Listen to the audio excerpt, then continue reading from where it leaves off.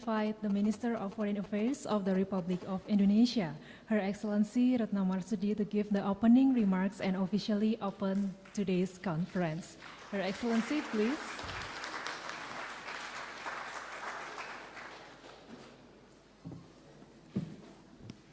Ambassadors, Excellencies, all my gurus, both from Gadjah Mada University as well as my gurus from the Ministry of Foreign Affairs, colleagues, ladies and gentlemen.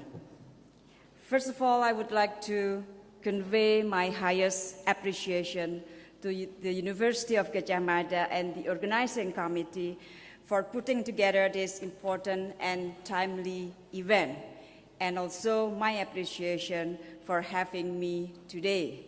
It's always happy to be back to my university, which I left in 1985. Ladies and gentlemen, 60 years ago, 29 countries gathered in Bandung. They voiced out the spirit of solidarity, friendship, and cooperation. The Bandung Conference was held 10 years after the end of Second World War, a time where developing countries were either struggling to attain independence or at a very young age of independence, like Indonesia. We stood strong because the spirit of solidarity and cooperation that exists between Asia and Africa. We built our countries upon courage. Courage to stand as equals and be part of the world community. We desire equality in the global arena, where we all enjoy the same power to chart history and bring peace. We desire sovereignty and independence to bring prosperity for our people. The spirit of Bandung inspired the founding of the non-aligned movement. 10 years ago, the spirit of Bandung Conference inspired us to midwife the birth of the new Asian-African Strategic Partnership. Distinguished guests, ladies and gentlemen, 60 years later, this year, Asia and African countries will once again gather together under completely different economic and political landscape. Asia has soared to become the engine of growth. Africa has risen to become the land of hopes. But the world remains far from the ideal that we inspired to have. 100 million people remain living under the poverty line. Development gaps among countries widely exist. Conflict and wars are taking place in some part of the world. Transnational crime are widespread. The news of force and violence is at an alarming rate. The rise of non-traditional security threats such as Ebola, avian flu outbreaks. Ladies and gentlemen, the word that I describe once again is not the word that our founding father wished to have. It is worth it for us to once again look into the 10 principles of Bandung Conference. I would like intentionally read it one by one of the Bandung principle, 10 Bandung principle. 1. Respect to fundamental human rights and for the purpose and principle of the Charter of the United Nations. Second principle, respect to the sovereignty and territorial integrity of all nations. Third, recognition of the equality of all races and equality of all nations, large and small. Fourth, abstention from intervention and non-interference in internal affairs of another country. 5, respect to the right of each nation to defend itself singly or collectively in conformity with the Charter of the United Nations. 6, abstention from the use of arrangement of collective defense to serve any particular interests of big powers and abstention of any country from exerting pressure on other countries.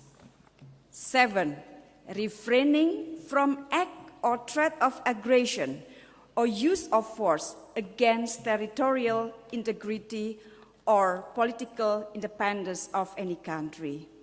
8, settlement of all international disputes by peaceful means such as negotiation, conciliation, arbitration, or judicial settlement, as well as other peaceful means of parties' own choice in conformity with Charter of the United Nations. 9, promotion of mutual interest and cooperation. And the 10th principle is respect for justice and international obligation. Ladies and gentlemen, is there any of us feel that this 10th principle of Bandung Conference is no longer valid? I'm 100% sure that we all firmly believe that this principle remains valid until now, even more relevant in today's situation, and of course, we will spare no effort to implement the said principle. Ladies and gentlemen, both in an academic and practical world, when we talk about Asia and Europe, we understand that we have the ASEM, the Asia-Europe meeting, as the forum for bridging cooperation between Asia and Europe. When we talk about Asia and Pacific, we understand we have APEC, Asia-Pacific Conference. When we talk cooperation between Asia and Latin America, then we have FEALAC, Forum for East Asia and Latin America. But what about Asia and Africa? Do we have the bridge that makes us closer? No, we don't have it yet. Do we have the mechanism to discuss cooperation between our two regions? The answer is also no. Do we need it? I will say yes, we need it. Cooperation between Asia and Africa must be strengthened. The spirit of Bandung Conference should be implemented in concrete cooperation. South-South cooperation should be also strengthened. After 60 years, it is time to invigorate South-South cooperation. It is also time to prove that South-South cooperation can contribute to the world peace and prosperity. A meeting held every 10 years is not sufficient to bring about concrete implementation of Bandung spirit. In this context, Indonesia stands ready to propose the establishment of Asia-Africa Center, a center where activities of cooperation, the exchanges of knowledge, and discussion how to build stronger Asia-Africa relation can take place. However, Indonesia cannot do this alone. We need others to assist us. So, let us stand together to bring Asia and Africa closer and ensure that the contribution of Asia and Africa are recognized by the world.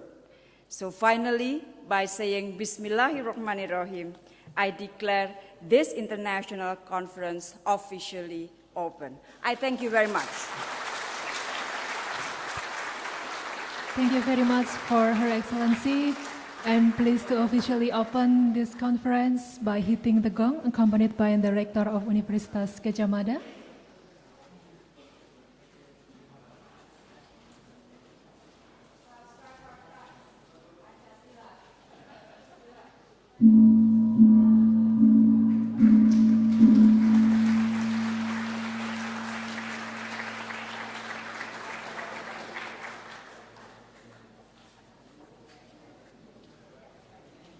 And I would like to let the Rector of Universitas Gadjah Mada to give the souvenirs to Her Excellency, Minister of Foreign Affairs of the Republic of Indonesia.